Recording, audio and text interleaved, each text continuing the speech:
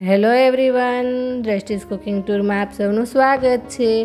આજે આપણે બાળકોને ખૂબ જ પ્રિય ટ્રફલ્સ બનાવીશું। તો ચાલો બનાવવાનું શરૂ કરીએ।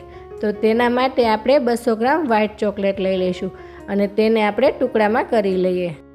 હવે આપણે તેમાં 3 ચમચી મલાઈ અને 1 ચમચી બટર ઉમેરીશું। જો તમે મારી ચેનલમાં નવા આવ્યા હો અને તમને મારી રેસિપી ગમી હોય ને તો મારી ચેનલને સબસ્ક્રાઈબ કરવાનું ના ભૂલશો અને સાથે રહેલ બેલ આઇકનમાં જઈને ઓલનું બટન જરૂરથી દબાવજો, જેથી કરીને તમને મારી રેસિપીના નવા વિડીયોની નોટિફિકેશન મળતી રહે। હવે એક કઢાઈમાં પાણી ગરમ કરી લઈએ અને તેમાં ચોકલેટનું બાઉલ મૂકીને તેને આપણે પીગાળી લઈએ। ચોકલેટ 2 થી 3 મિનિટમાં જ એકદમ સરસ પીગળી જશે।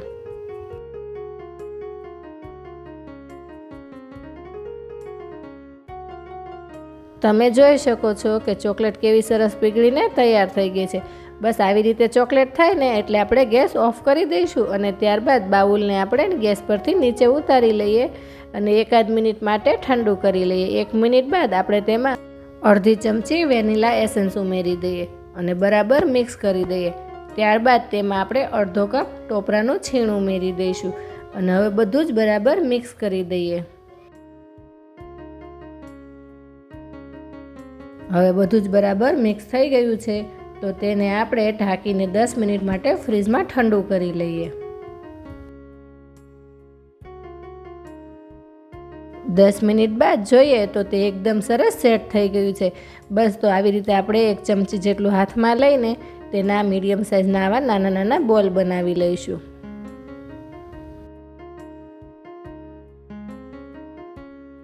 હવે આ બોલને આપણે ટોપરાનું છીણ લગાવી દઈએ।